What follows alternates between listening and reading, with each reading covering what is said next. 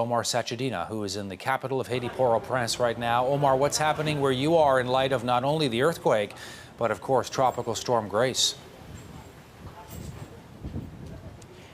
Well, Todd, let's just start with what's happening right now. And as you can see behind me, there are trucks by the World Food Program that are being loaded with supplies. And believe it or not, this behind me is actually a good sign after days of devastation. And the reason it's such a good sign is because the major road between Port-au-Prince and the area of the devastation is a road that is very dangerous. Typically, there's a lot of gang activity, a lot of violence, and all along has been the safe passage of things like food, water, medical supplies even. But the fact that these trucks are being loaded with supplies by the government is a sign that they think they can get through. There is a police convoy, based on what we're told, that will be leading this humanitarian organization, the WFP, to bring those supplies to the hardest hit area. The UN has been asking for a humanitarian corridor to be established and for this gang violence to be put on pause, just so that the most desperate can get the supplies they need. But look, Todd, it is going to be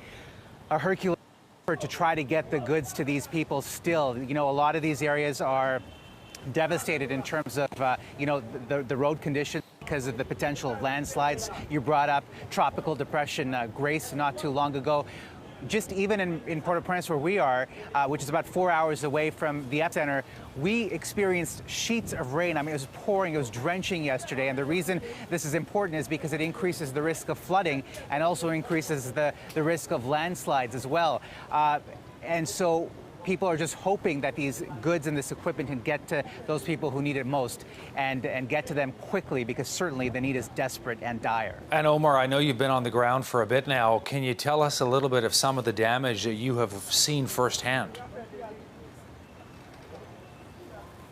Yeah, so we're actually in the capital right now. So in terms of first-hand accounts, we haven't seen much damage. I mean, the big story for us while we've been here has been, the relief effort, which I touched on a couple minutes ago, and the weather. It was just devastating yesterday. Now, as you can see right now, it is clear. The skies are still gray, but it's a far different picture than it was yesterday. And right now, the goal is just to really mobilize those supplies to the hardest hit areas. We were with the World Food Program, the WFP, not too long ago. They've got 3 warehouses in Haiti. We were at the largest one here in Port-au-Prince. Now, combined, those warehouses have enough food to feed 300,000 people for 1 month. They were pre-stocked before the earthquake, and we actually even saw some donations from Canada, donations of peas and oil. The Americans have donated rice. But again, the issue is getting those supplies. Now, the WFP did have a barge that left yesterday and went along the coast to the affected areas.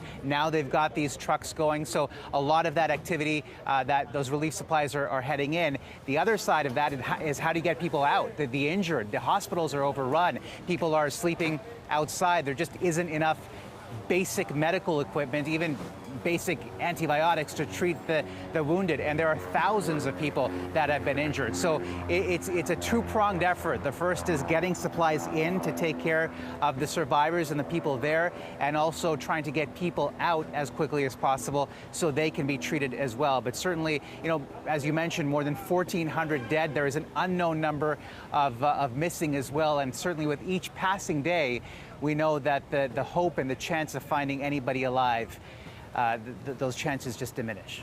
CTV's Omar Sachedina live on the ground in the Haitian capital of Port-au-Prince. Omar, good to see you. Stay safe. Thank you for this. Thanks, Todd.